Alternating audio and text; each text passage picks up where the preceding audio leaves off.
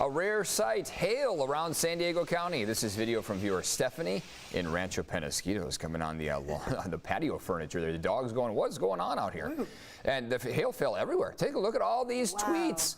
People sharing video and pictures everywhere from Kearney Mesa, Tierra Santa, Claremont, El Cajon, and La Mesa, all over the place. People seeing hail. This storm was a doozy. Thanks for joining us here at 6 a.m. on this Thursday, everybody. I'm Eric Connert. And I'm Nettie Romper. You saw the confused dogs, too. What is falling from the sky? Humans were confused by this one. Yeah, we don't see this often. Of course, we got the hail, the rain, the wind, this leading to some downed trees around San Diego, also leading to beach closures. So we have team coverage for you. Dana Marie McNichol giving us a look at the damage in Lemon Grove. Chris Groves in Imperial Beach, tracking the many beach closures yet again. But we're going to start with Evan with a check of what's going on this morning. Hi, Evan. Good morning. Yeah, hail, grapple, snow off toward the higher elevations. It was another wintry sight across San Diego County. And now this storm has exited to our east just as quickly as it arrived. We are down to sunny skies as we kick off your Thursday morning. The storm is out of the way, and we're now going to be seeing those temperatures plummet. So between now and 6:30, we still have the chance of cooling by another degree or two. Frost advisory, freeze warning, both in effect as we kick off the day for areas that are sub-freezing. But enjoy the sunshine that we've got. We'll be talking about these cold temperatures in just a bit. Eric, back to you. Yeah, very cold. Thank you very much, Evan. And now the recent storm left behind a mess around San Diego. So we are seeing these downed trees all the way from Encinitas to Lemon Grove. Lots of damage out there. CBS 8's Dana Marie McNichol is live in Lemon Grove now with a look at some of the damage right there behind you. Wow, Dana Marie. Good morning, Eric and Ed. I am grateful I am not reporting in pouring rain this morning, but of course we have a lot of damage left behind, just like this massive tree in Lemon Grove right behind me. I'll step out of the way so you can see how uprooted that tree was. Now, I was told by a neighbor here that they actually reported this about a couple of months ago on the Get It Done app through the city. They said, hey, we need to get this tree down before a storm happens. The city wasn't able to get out in time, but they say that they'll clear it today. It did knock out their internet. Hundreds of people here didn't have power, but it is now restored. But let's take a look at some video across the county. Not only here in Lemon Grove, but all over. We saw damage from the extreme wind and rain. A big tree fell on a home over in Poway on Fallen Leaf Road. We also saw the San Diego County Office of Education posting pictures showing a tree that toppled over on the campus of Descanso Elementary School. Fortunately, the school was closed, so no one was in it or got hurt. In La Mesa, another tree fell onto a power pole, cutting electricity. The residents told us it was actually an old Christmas tree she planted 54 years ago. It was a sentimental loss. Still grateful no one was hurt. And then in Encinitas, the powerful winds knocked nearly a 100-foot tree down. It pulled down power lines and is now blocking the road. It could be cleared up because that was from yesterday. We spoke to a neighbor who said in all of these years, this was the first time a tree came crashing down near his house. And I think that was the case for a lot of people here in San Diego. We've had so much weather from rain, wind, hail that those old trees are now pretty weak in terms of that root. So again, if you see anything down, if you need that help, Get It Done app through the city is a good way to get those fixed, and hopefully a little bit quicker than this lady did. I'm Dana Marie McNichol coming to you live from Lemon Grove. Those roots are sitting in mud, basically, from all of the rain. Here's another issue, a major one we're seeing here. People in Encinitas pretty concerned about this growing sinkhole. You see how big this is. It may take weeks to get this one fixed. It's massive here. The city of Encinitas says a failed stormwater pipe caused the hole. Crews were supposed to start repairs on Monday, but heavy rain this past weekend made the sinkhole expand even more. Yesterday, crews spent time cleaning his suit out of the storm drain. SDG&E is still warning the public about getting too close because of live wires out there. This morning, several local beaches are closed because of the storm runoff. Take a look at the red dots here on this map from the county. Yeah, there's quite a few. A long line of the closures come as we get ready to find out more about the Imperial Beach water pollution. In fact, a study was recently conducted by UC San Diego. CBS 8's Chris Groves live in IB this morning. And Chris, when can we expect to learn more about this? in less than an hour. And for those folks that live in and around this area, going to be something that you're going to want to pay attention to, because it promises to report on just not how exactly this cross-border pollution impacts the waterways. The sewage obviously has been an issue, but also potentially, again, more ways it could be impacting your health in this area, even if you don't go into the water when we have these closures, when these yellow signs like you see right here behind us are littered all over the Imperial Beach shoreline. Now, as for the closures, yes, we've had a lot of rain, and when that happens, the Tijuana River flows, and when the Tijuana River flows, we begin to see that pollution, the sewage that is in those within that area that crosses the border there, flows into our ocean, specifically here in the South Bay. And so what we see happen often is at Imperial Beach, just like we're hearing now, they've issued closures for Imperial Beach, the Tijuana Slough, and the Coronado Beach shorelines. But we have also seen some advisories. So with these beach advisories,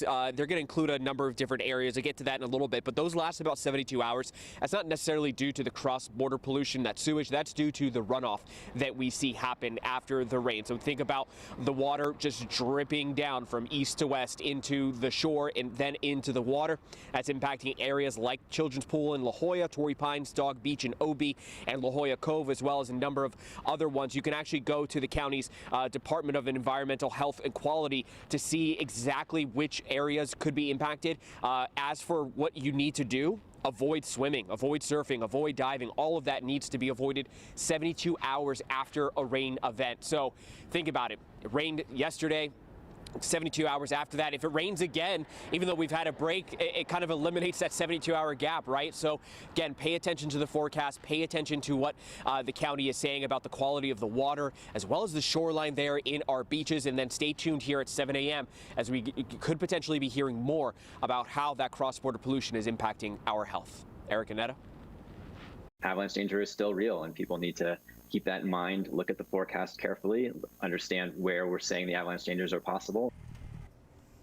Yeah, back-to-back winter storms leaving snow piles as tall as buildings.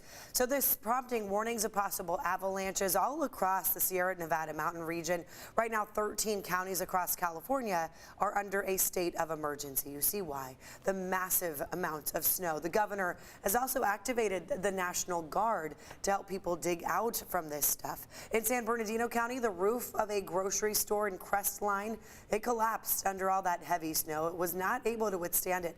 In Lake Arrowhead, some residents trapped in their homes because of the snow there. And then you'll see in the video in Anaheim, that bottom right of your screen, that's grapple falling in Disneyland. It had a lot of people out running, trying to catch it, touch it. What is this stuff? Yeah, in Southern California. Yeah, the storm also brought more snow to our local mountains.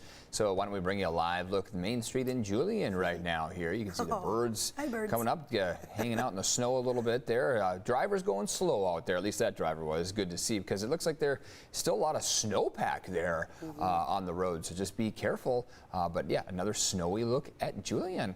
Also getting a look at the snow in Palomar Mountain here. If you're thinking of heading out to see the snow, authorities are cautioning you just to wait a little longer until the weather conditions improve, because the roads there could be pretty dangerous right now. Look how snow-packed that is. And due to those icy conditions, several schools in the East County will have a late start here this morning, including the following districts: Julian Union Elementary, Julian Union High School, Mountain Empire, Spencer Valley, and Warner Unified.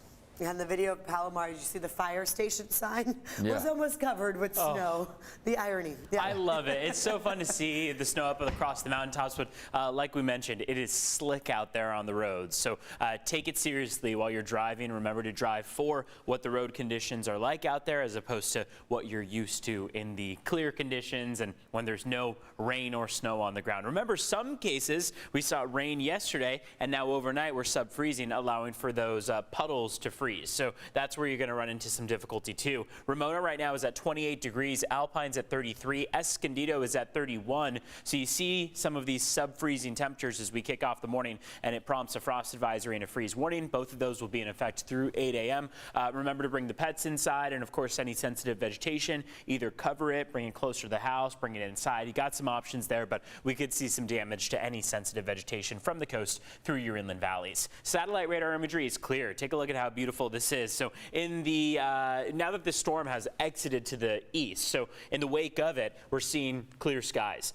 Of course, that's a good thing. People love to see the sunshine beaming down on us once the sun does come up, as it partially has right now. But we have to keep in mind that it also allows for those overnight temperatures to just plummet, and that's what we've seen. This storm is now just continuing to move off to the east. You see the continuous counterclockwise movement from Lake Havasu all the way down through Yuma. That California-Arizona border was impacted over the last couple hours, and now it just keeps moving to the east. But we are dry out there, and we're seeing fewer and fewer clouds. As far as your wind speeds go, we yesterday had a wind advisory, a high wind warning. You probably felt how breezy those winds were. Now we've seen them die down dramatically. So we're down to the single digits almost everywhere on the map. Boulevard is the standout, 18 miles per hour. Otherwise, though, 9 in Oceanside, 3 in downtown San Diego. And we know that there has been a lot of stormy weather here across our county. You can find the extended weather forecast on the CBS 8 Plus app on Roku and Fire TV. We have an extended forecast there that kind of gives you a little bit more context as to what storm is next, what we're lined up for the upcoming weekend, because we know it is a lot to keep track of at times. It's 6:11 right now. Let's talk about how road conditions are. As I mentioned, there are some areas where it's a good idea to take it a bit slower. This is the only thing standing out on our map here. It says roadblocks with flooding on Colgrade Road, both ways between Spring Valley Road and Old Colgrade Road. This is close to Palomar Mountain. What the emphasis here is to take it slower. Remember, there is still some areas of ponding on the roads, and of course that in some cases those temperatures have frozen over overnight. So just a good idea, despite these sunny skies that we're waking up to still take some caution out there as you head out for the morning commute. Ned and Eric.